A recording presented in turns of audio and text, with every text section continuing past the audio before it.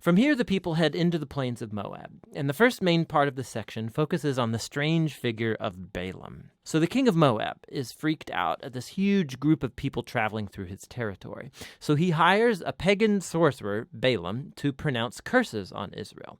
And 3 different times, Balaam finds that he cannot curse them.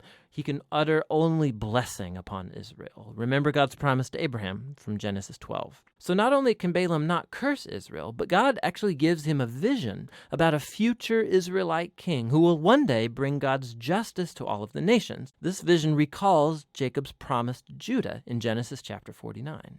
Now, it's worth stopping to reflect on the flow of the book so far. The rebellion stories in the wilderness, they just heap up on one another, getting worse and worse.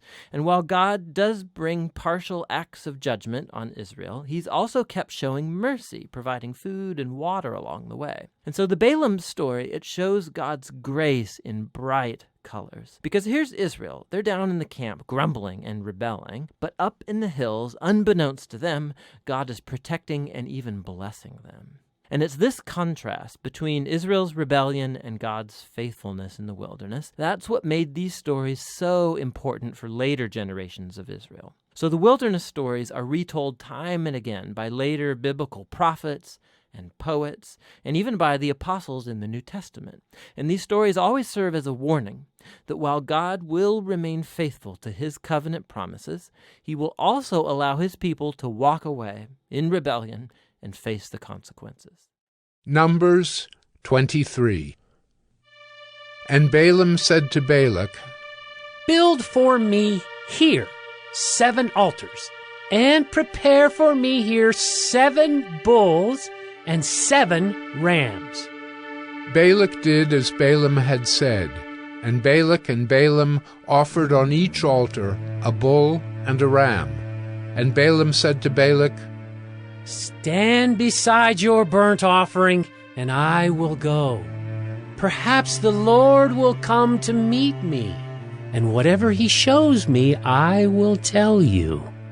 And he went to a bare height, and God met Balaam. And Balaam said to him, "I have arranged the 7 altars, and I have offered on each altar a bull and a ram."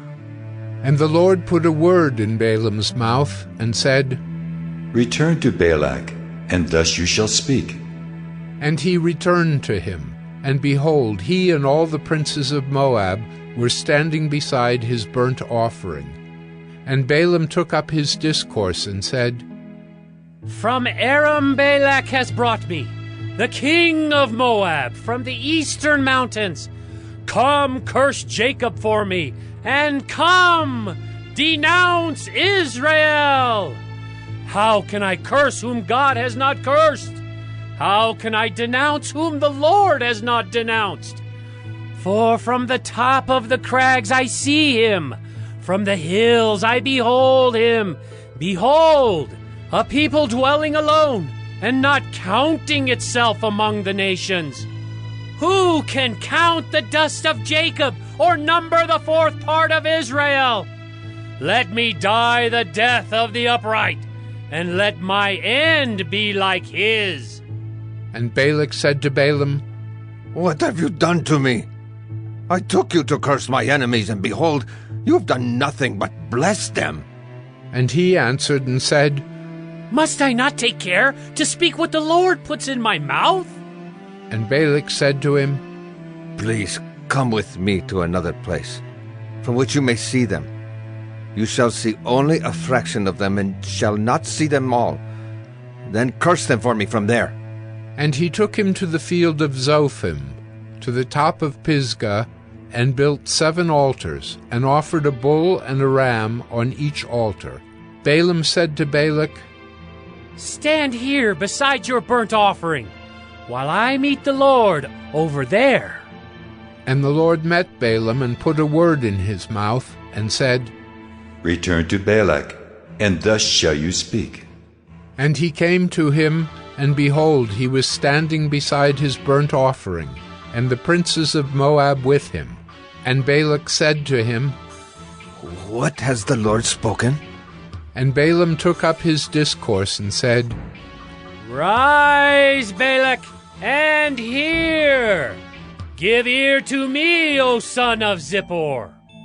God is not man, that he should lie, or a son of man, that he should change his mind.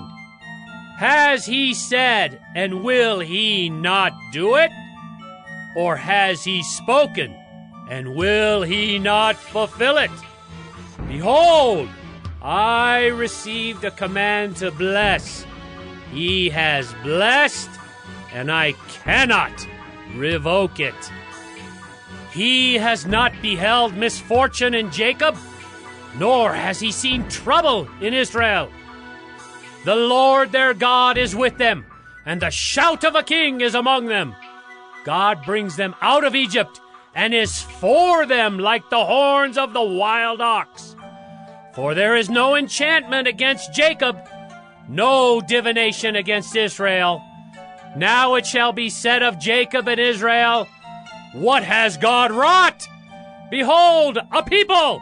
As a lioness it rises up, and as a lion it lifts itself.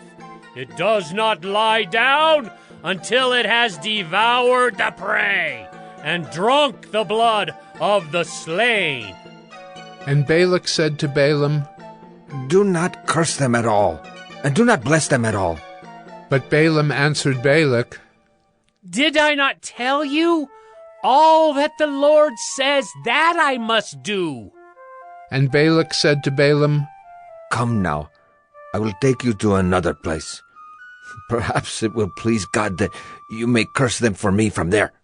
So Balak took Balaam to the top of Peor, which overlooks the desert.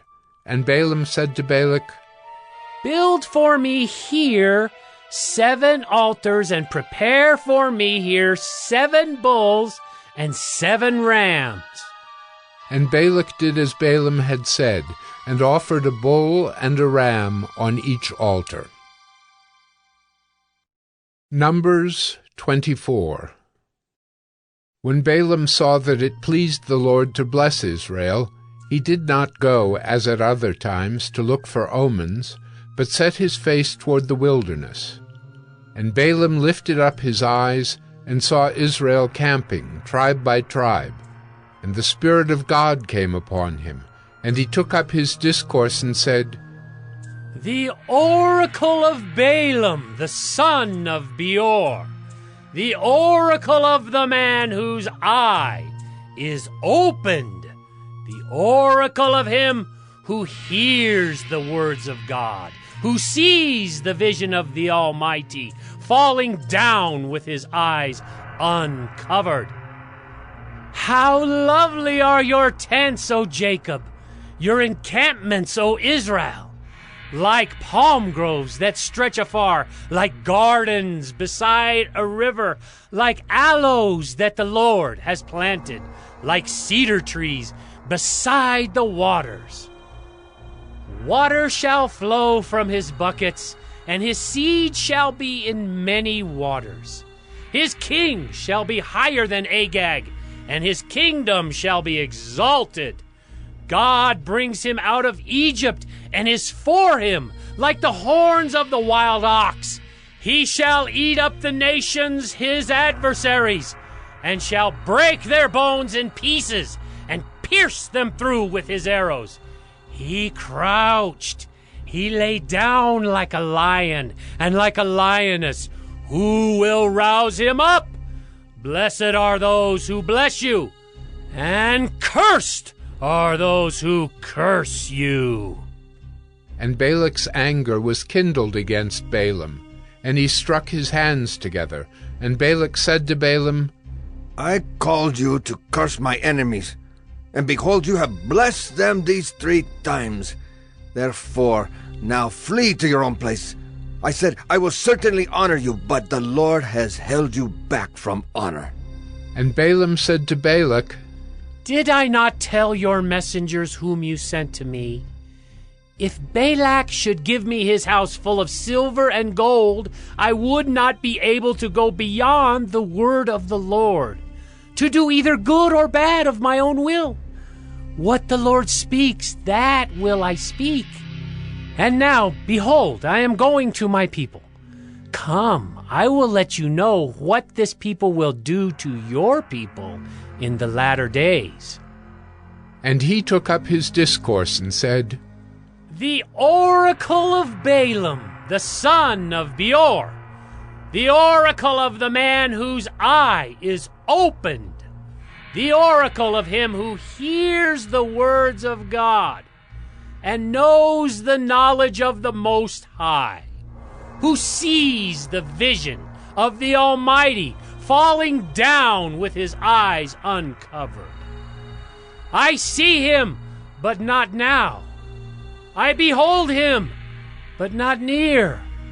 A star shall come out of Jacob, and a scepter shall rise out of Israel. It shall crush the forehead of Moab, and break down all the sons of Sheth.